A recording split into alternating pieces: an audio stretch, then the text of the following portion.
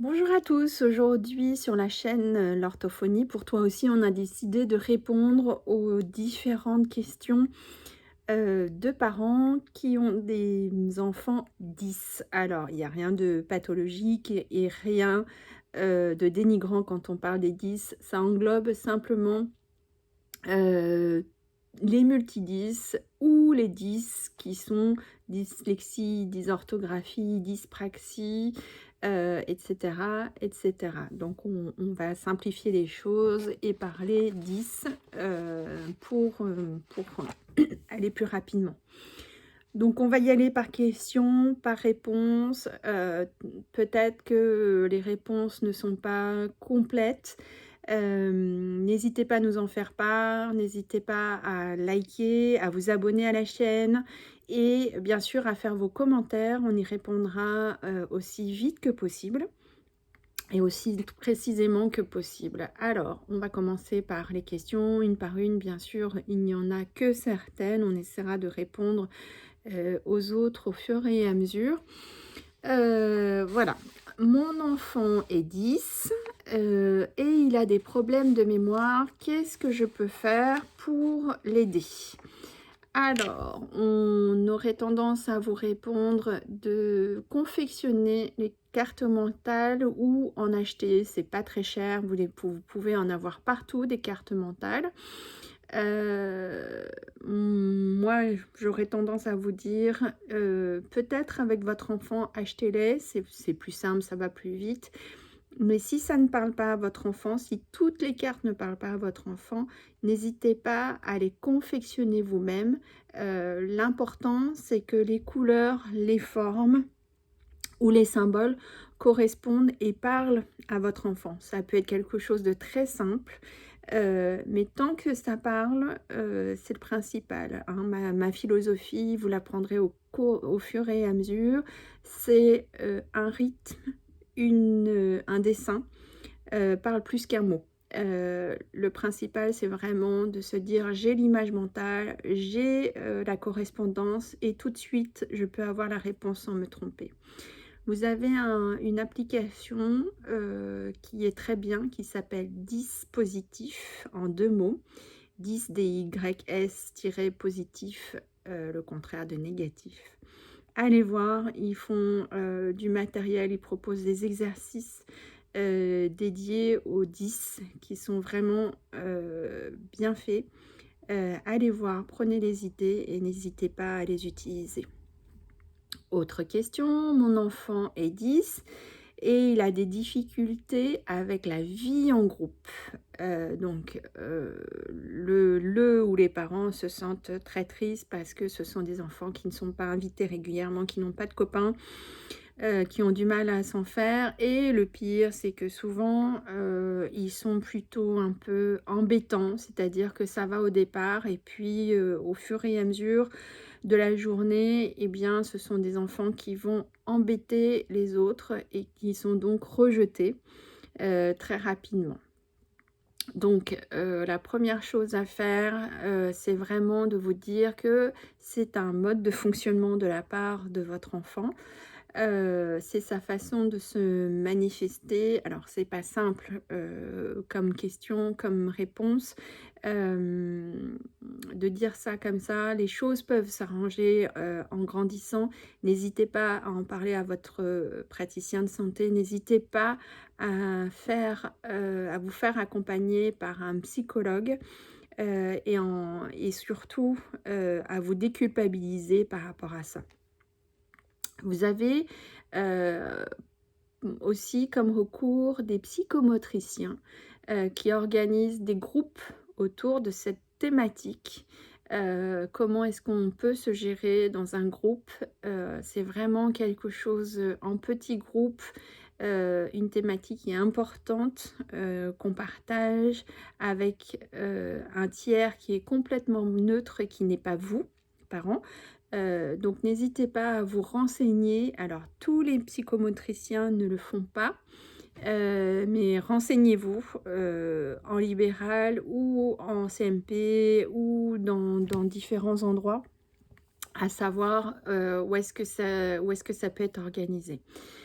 Vous pouvez avoir recours à des thérapies brèves, qui sont vraiment très efficaces. Donc vraiment, faites appel à ces thérapeutes. Alors, on n'a pas de conseils spécifiques à vous donner. Tout est toujours une question d'affinité avec le thérapeute. Donc, questionnez votre enfant sur qu'est-ce qui est important pour lui. Les heures où vous ne le privez pas des activités extrascolaires, du sport, des copains. Et puis, par exemple, des données sur est-ce qu'il préfère un homme, une femme, voilà. Vous pouvez avoir recours à des conseils par le neuropsy, qui vous donnera son avis en fonction du comportement de votre enfant, qui vous aidera à mettre des choses dans la pratique de tous les jours, qui aidera votre enfant. Voilà, ce sont les différentes aides auxquelles nous avons pensé. Voilà, n'hésitez pas à nous en reparler.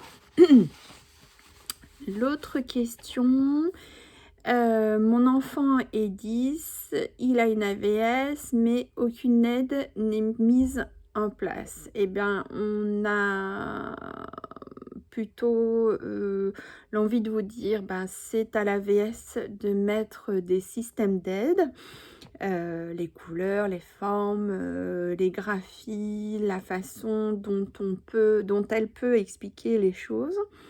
S'il n'y a pas de système d'aide particulier, n'hésitez pas à aller voir la maîtresse, le maître, le professeur principal ou de la direction. Et n'oubliez pas, dans tous les cas, le PAP, il est à renouveler tous les ans. Et avant décembre de chaque année scolaire, s'il n'est pas renouvelé, forcément, il n'est pas remis en place. Voilà. Autre question, j'ai un enfant multi-10 qui a été diagnostiqué, qui est né très maturément et qui est lent pour travailler, qui a des difficultés pour avancer, pour faire les choses, même au quotidien. Qu'est-ce que je fais parce que je suis totalement désemparée et que je n'arrive pas à maintenir mon niveau de patience. Alors, on a plusieurs choses à vous proposer. Ça répondra au moins une partie à vos questions. C'est d'abord, si vous ne l'avez pas déjà fait, allez voir un pédopsie en urgence. Faites un point. Faites un point également avec votre neuropsy qui vous dira un petit peu qui vous fera une photographie des compétences de votre enfant, qui vous expliquera comment est-ce qu'il fonctionne. Et ça, c'est très important pour vous dans la vie de tous les jours, de comprendre par quelle entrée on peut aborder les choses avec votre enfant. Ensuite, allez voir un ou une orthophoniste afin de mettre un PAP en place avec l'école en attendant une demande de dossier MDPH. Et les prises en charge multiples seront très très importantes. Alors pour vous parents, c'est pas simple parce que ça demande vraiment beaucoup de voyages, beaucoup de prise en charge, beaucoup de temps, mais c'est vraiment très très important. Et plus tôt c'est fait, plus tôt ça aide votre enfant. Alors, ça demande, il y a un moment donné où vous serez fatigué, où votre enfant va se plaindre d'avoir trop de prise en charge. J'ai tendance à vous dire, ne lâchez rien, s'il vous plaît. C'est vraiment important pour ce qui se profile. Ensuite, je sais que c'est énorme en termes de temps, de fatigue, surtout après votre vie professionnelle. Mais ne lâchez rien, votre enfant, il est compétent. Il peut avoir de l'aide. Tant que vous avez des aides qui peuvent être mises en place, prenez-les.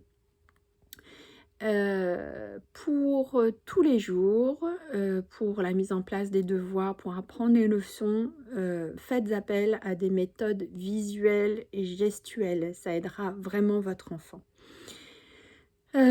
Pour l'école, n'hésitez pas à demander une AESH. Là aussi, c'est un combat de tous les temps, mais c'est un accompagnement au quotidien pour votre enfant qui est aussi, fondamental. Donc ne sous-estimez pas cette aide. Vous savez que c'est une aide qui est précieuse. Malheureusement, les AESH, sont rares, donc il faut vraiment se battre pour que l'école puisse en accueillir.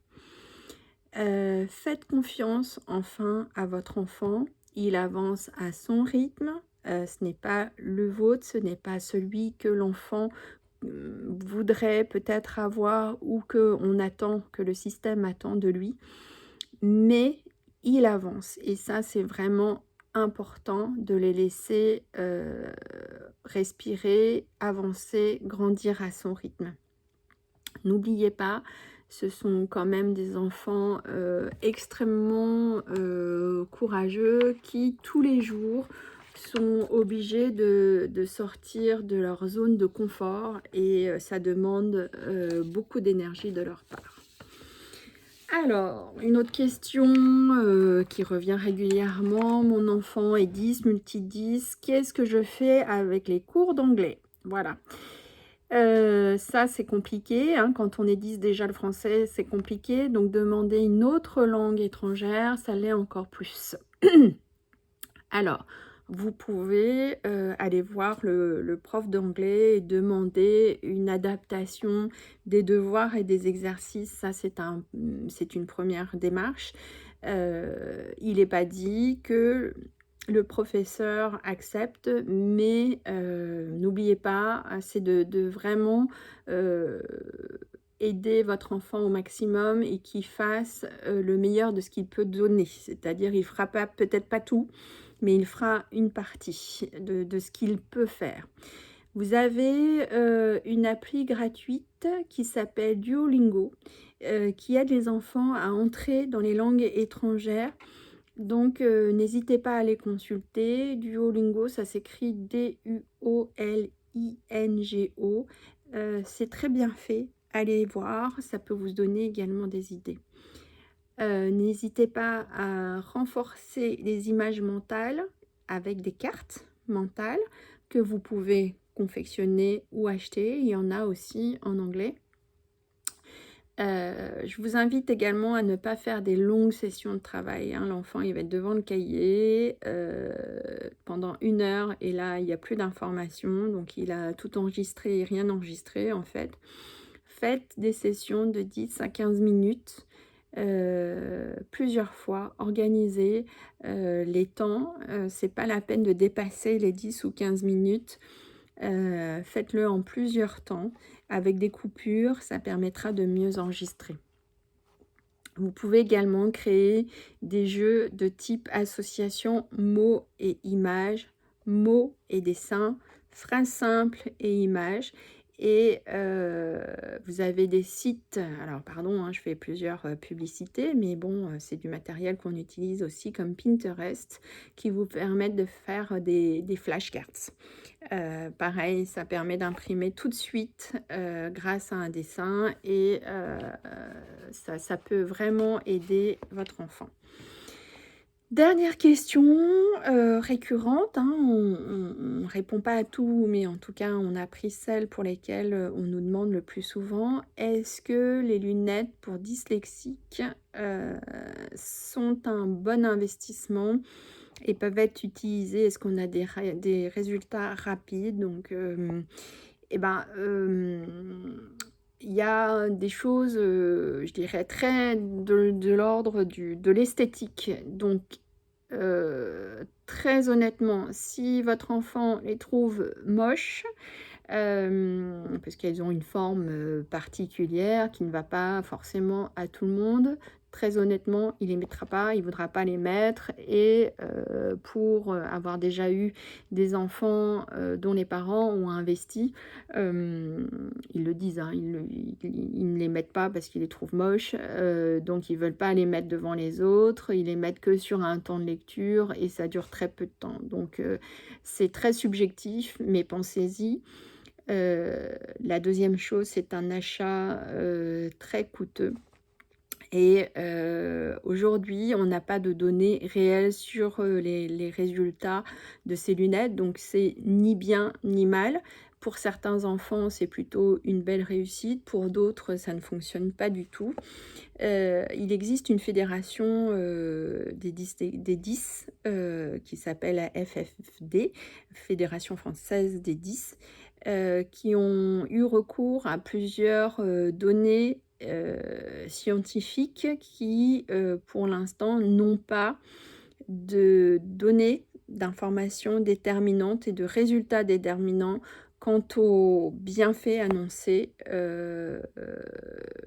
sur les dyslexiques.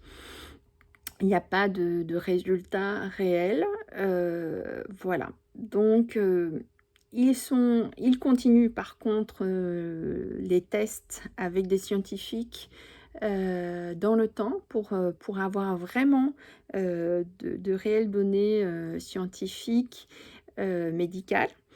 Mais rien à ce jour, ne donne des résultats, fiables. Voilà. On espère que certaines questions vous auront, intéressé. À très bientôt. N'hésitez pas à venir nous rencontrer, à poser des questions, à liker, bien sûr, à vous abonner à la chaîne, c'est super important. Vous êtes vraiment des partenaires. Merci pour votre soutien. Très bonne journée à tous et à bientôt. Au revoir.